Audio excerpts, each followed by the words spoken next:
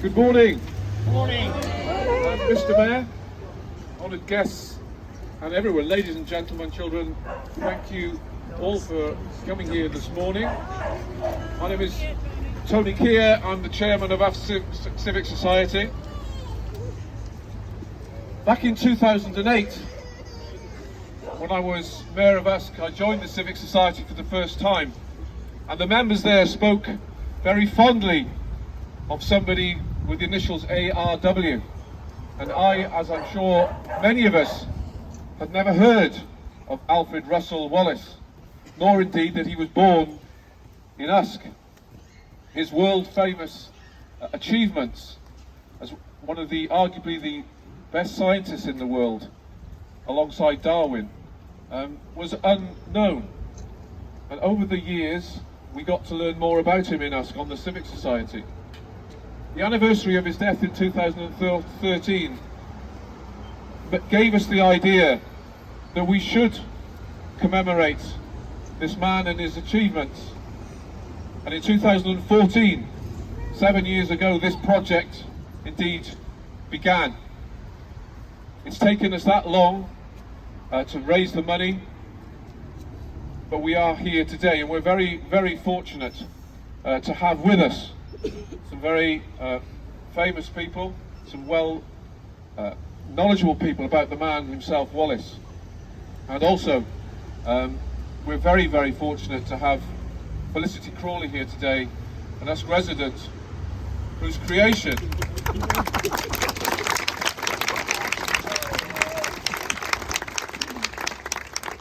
we are about to unveil. So it gives me pleasure on behalf of us and on behalf of all of you to first of all introduce Dr George Beccaloni, who is the director of the Wallace Correspondence Project and also chair of the Wallace Memorial Fund. George.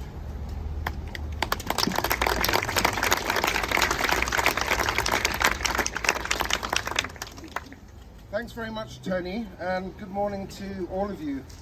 The Usk Civic Society asked me to talk for about 10 minutes about Wallace's life and work, and after that I'll hand over to Bill Bailey, who will unveil Felicity Crawley's striking new sculpture of the great man. So this is a sculpture of the only picture of a young Wallace, aged about 25. He looks pretty geeky, and he was. Although Wallace is not exactly a household name these days, he was actually one of the most famous people in the world when he died in 1913, aged 90. During his long life, he wrote more than 1,000 articles and 22 books on a wide range of subjects. And in these, he made numerous important contributions.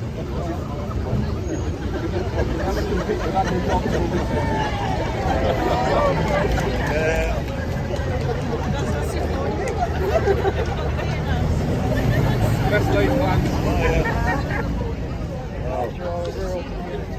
We're rural, in Wales. Nice to see you in Cardiff, Bill. I think it was supposed to be last year, wasn't it?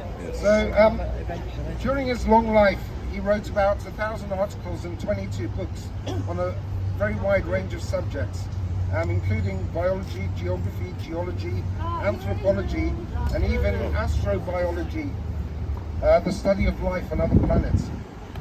His work on animal distribution resulted in the creation of a whole new field, evolutionary biogeography, and his work on evolution led to his independent discovery of evolution by natural selection, a theory he published jointly with Charles Darwin in 1858.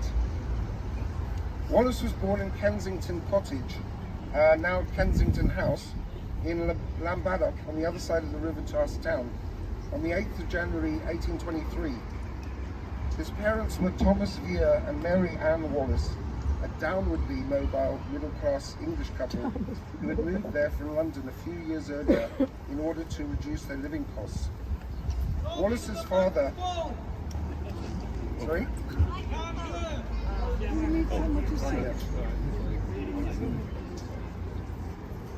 Wallace's father was a qualified solicitor,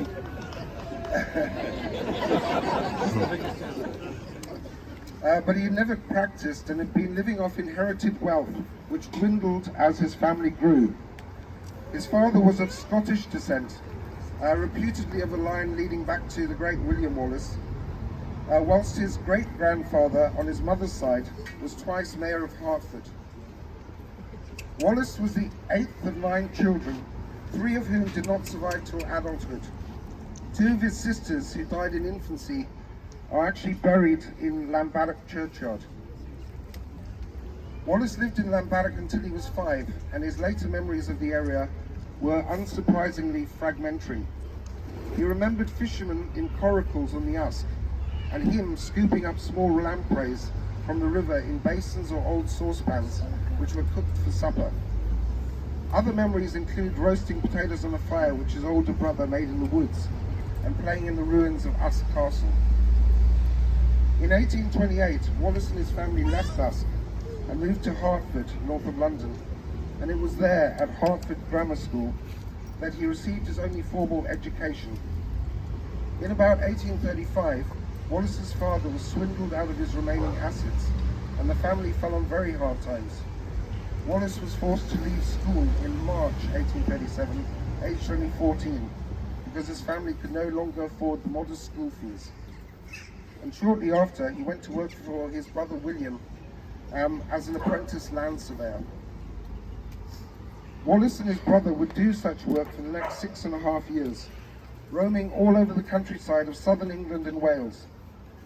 In the autumn of 1841, the Wallace brothers moved to the Neath area, and it was there that Wallace's interest in natural history really began. It started because he wanted to be able to identify the plants he saw in the countryside whilst out surveying. He bought his first books on the subject and began to collect them, forming a collection of pressed specimens. A slump in the surveying business in 1843 led him to take a teaching job in Leicester, where he met another budding naturalist, Henry Walter Bates. Bates soon got Wallace passionate about collecting and studying insects, especially beetles.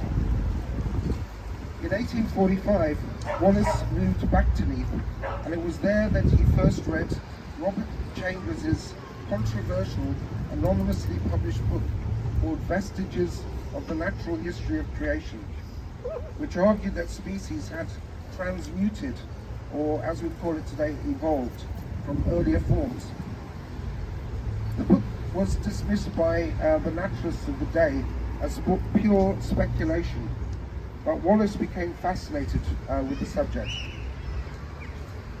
In late 1847, early 1848, Wallace suggested to Bates that they travel to Brazil in order to collect specimens of insects, birds, and other animals, both for their private collections and to sell to collectors and museums in Europe.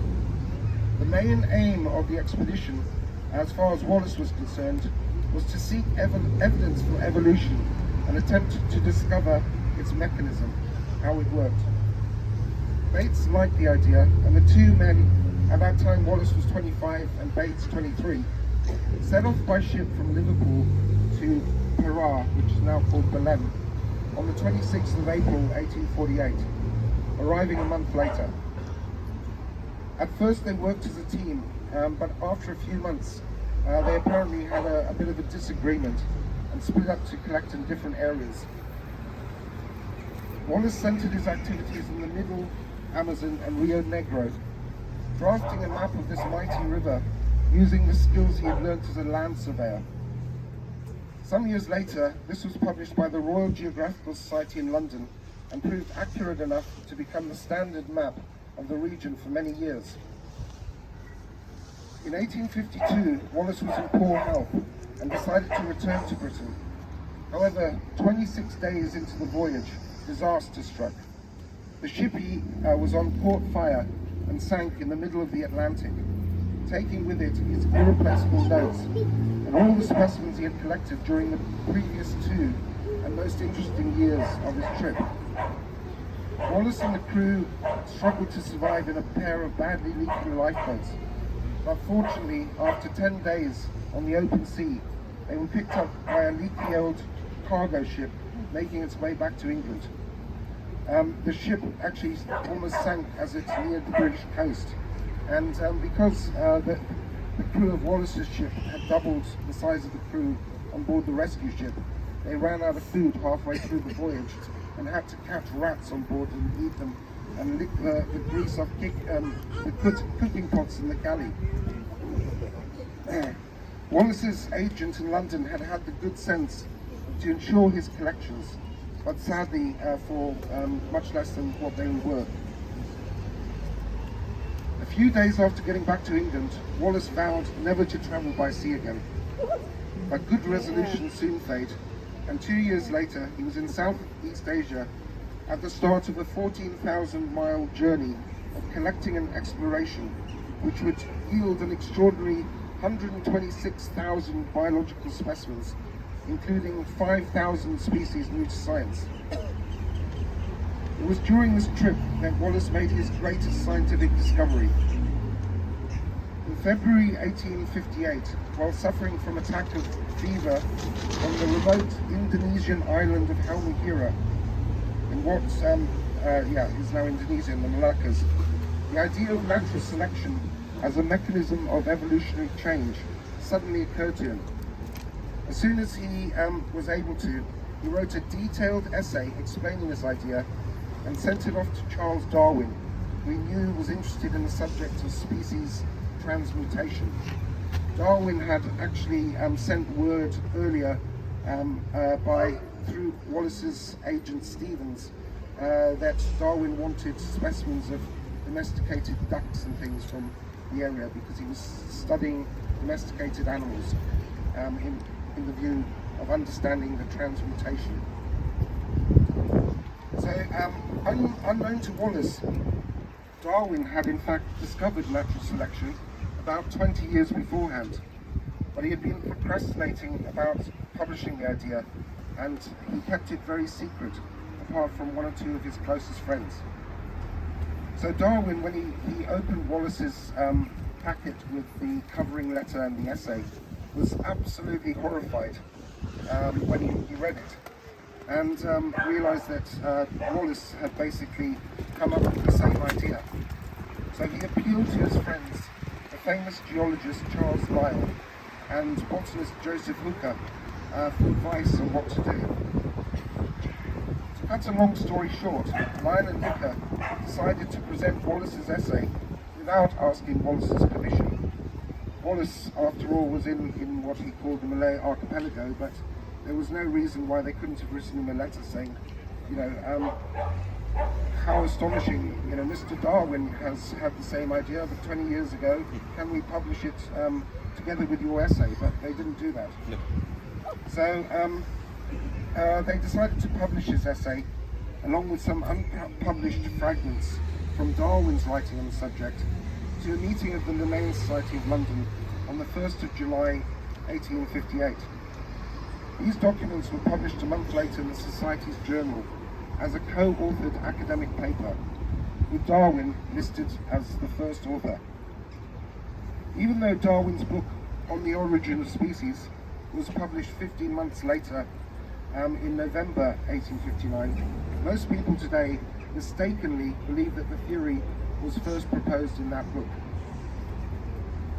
Wallace returned to England in 1862 and spent the rest of his long life explaining, developing and defending the theory of natural selection, as well as working on a wide variety of other, sometimes controversial subjects.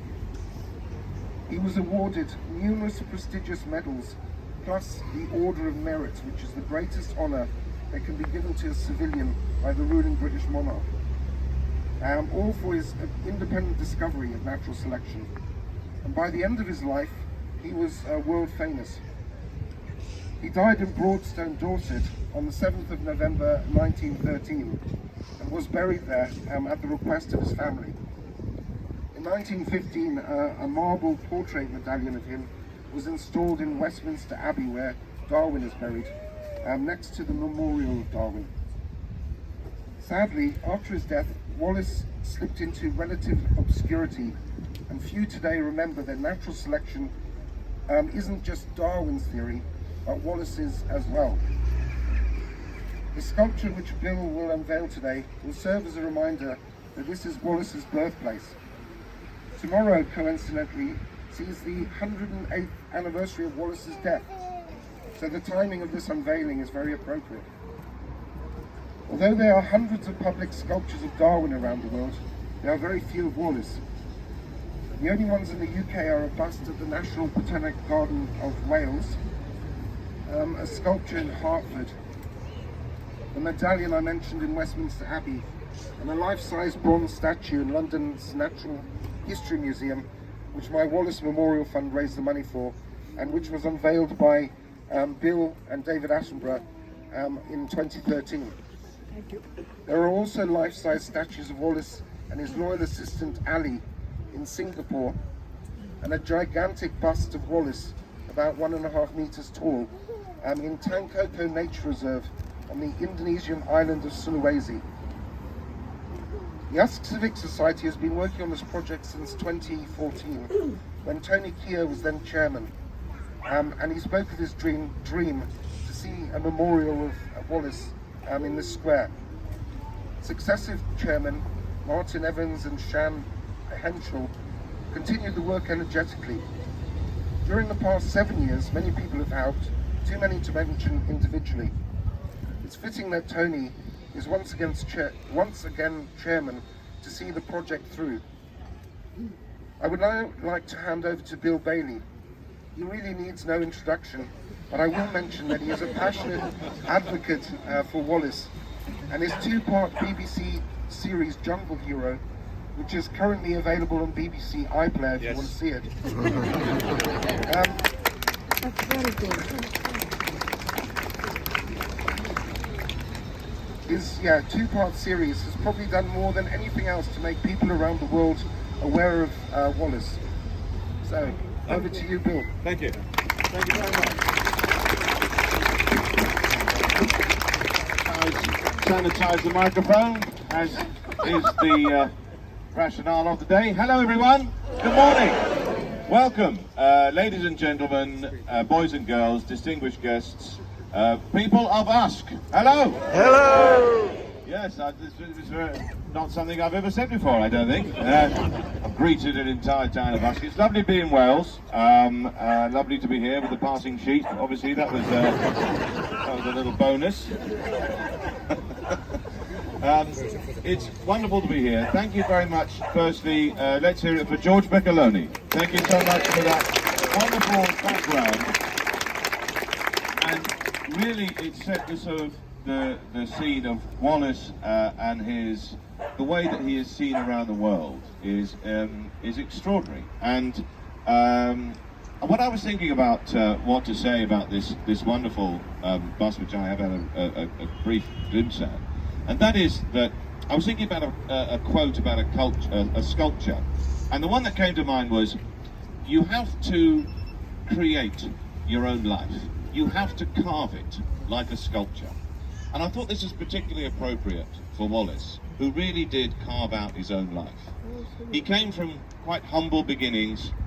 He didn't have the benefits of the social connections of Darwin or the membership of the Royal Society. Everything that he did by himself. And that's why I admire him so much. He's an extraordinarily courageous, resilient man. And it's a great honour to be here today on this little bit of history in this town of Usk. And perhaps I should mention a little bit about my history with Wallace, how I came to be involved with him over so many years. And that is that it's very much leading on what George said, and that is that when I was travelling in Indonesia some years ago on a birding trip, I was lent a book on birds called The Birds of Wallacea. And at that time, I only really knew the name of Wallace through the book, The Malay Archipelago, which I urge you all to read. It's a fantastic read, regardless of whether you're in Indonesia or not. It's a wonderful travelling companion. And The Birds of Wallacea was the book which was pertaining to the area we were, in eastern Indonesia. And then I looked up the size of Wallacea. And Wallacea, the area in Indonesia which bears Wallace's name, is a vast tract of land and sea, about the size of Germany. And it struck me then, why is a man so revered in that part of the world, so known? His name is everywhere. There are statues and there's graffiti. His book, The Malay Archipelago, is in all the bookshops in Indonesia. Why is he not so revered back here?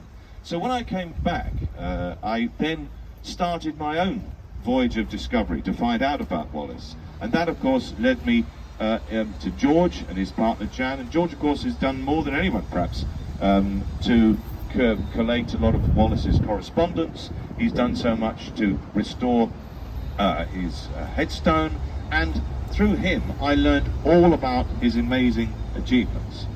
And I think there's three things really that I think I admire so much about him. I admire the fact that he never stopped being curious about the natural world. He was always interested in the wonders of nature, of beyond the earth, of science, of space and time.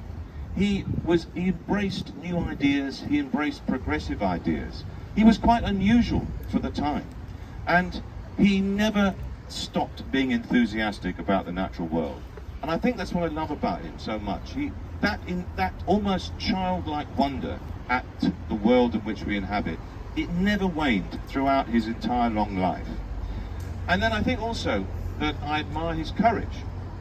I mean, I don't know if you know that, Wallace, I think George was touched on it a little bit, but Wallace set off, this particular bust, by the way, is the earliest photographic image we have of Wallace, when he was about 25. And he was about to set sail for South America on the first of his voyages of discovery. And after that, he travelled around Borneo, Malaysia, Singapore, Indonesia, what we now know as Indonesia, but it was then known as the Malay Archipelago. And he went through enormous privations. I mean, you can imagine, it's hard enough. I've travelled in those areas, and it's tough. It's tough now with the benefits of air travel and phones and computers. He was doing that in the 1850s, very much on his own. With enormous amounts of courage. He was prone to leeches and heat and biting insects, but that didn't deter him in collecting and collating and chronicling his experiences with amazing detail. And it was that, on all those years of travel and years of study, which led him to this extraordinary moment in his life, what he calls the controlling incident of his life, the moment when he had this sort of epiphany, this kind of eureka moment, when it came to him, the mechanism for evolution, natural selection, which, as we know, Darwin had many, many years before, but hadn't published. So Wallace, this is what I love about him. Anyone else who discovered, imagine you were on holiday and you discovered the theory of evolution, right? You'd want to tell people about it and take the credit. But what did Wallace do? He just wrote a letter to Darwin. He just sent it to him and said, I think you might be interested in this. Darwin was absolutely shattered by this. He actually says, this had kind of, all his work had been smashed. That's what he's incredibly violent terms he used. But Wallace was not really about taking the credit. He just wanted to know. He just wanted to get the science out there, and that is what I admire about him so much. I know, and I've been in that situation. I've trekked through the jungles of Indonesia. It's really, really tough, and he did that for 8 years. So it's courage and his extraordinary resilience I greatly admire. And I think, thirdly, what I really mostly admire about him, his determination. He was an extraordinarily determined man who overcame all manner of obstacles and privations to really be one of the most prominent scientists, most prominent people in the world. By the end of the 19th century, he was one of the most famous people in the world. And he never gave up. He never let any of the obstacles get in his way. And he was, as Darwin said, courageous in the pursuit of science. And that, I think, is something which I think I take more from anything. I think the fact that he is a man who really used all of his resources, all of his skill and analytical thinking to come up with the theory, the greatest theory perhaps that has ever been found in the human mind. I think it was Richard Dawkins who said. So what I think was struck with me more than anything was the fact that his name wasn't known when I came back. I talked to people about Wallace, and you ask anyone about Wallace, they'll say Wallace and Gromit, they'll say Barnes Wallace, Wallace Simpson. You have to go down a long list of Wallaces before you get to Alfred Russel. And I just thought that was an injustice. I thought that was wrong, people of Usk. I thought a right had to be made here. I thought this man, he had to be brought back to public recognition. Such was the global nature of his work and his thoughts. And you know, and here's another thing. He was one of his in his later works. He warned of the dangers of over-exploitation of the world's and the globe's resources. You know, he was perhaps one of the world's first environmentalists. If he was alive today, he would be a keynote speaker at COP26, right? So I think it's only fitting that it should be here, that he is rightly celebrated, and this. And George and I, this has been our mission for many, many years, to get Wallace more into the public domain. And this wonderful sculpture by Felicity is a significant milestone on that road to greater public awareness and consciousness for Wallace. So it's great to see you all here. It's great that we're here celebrating such a great man. Thank you all so much. And I just want to mention that the source of that quote that I mentioned at the beginning, life, you create life, you carve it like a sculpture.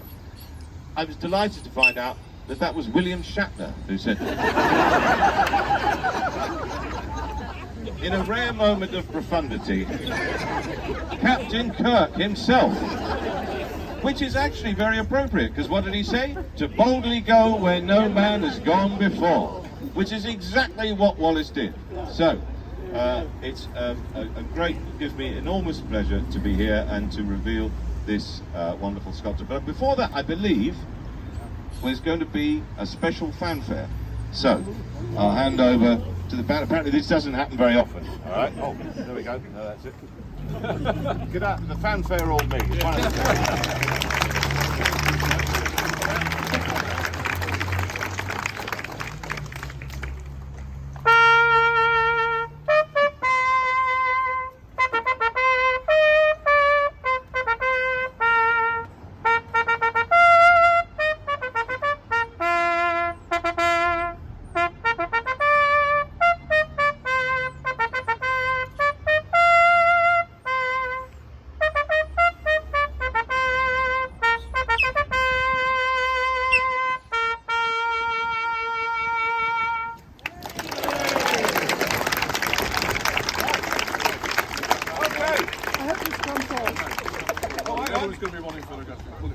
So I'll put it this way. Yeah. Okay. Well, the microphones run out. The batteries run down. But I'm still here. We're all still here. So, ladies and gentlemen, boys and girls, distinguished guests, people of Usk, it gives me enormous pleasure and it is a great honour to welcome back to Usk one of Usk's finest sons. Please welcome back Alfred Russel Wallace.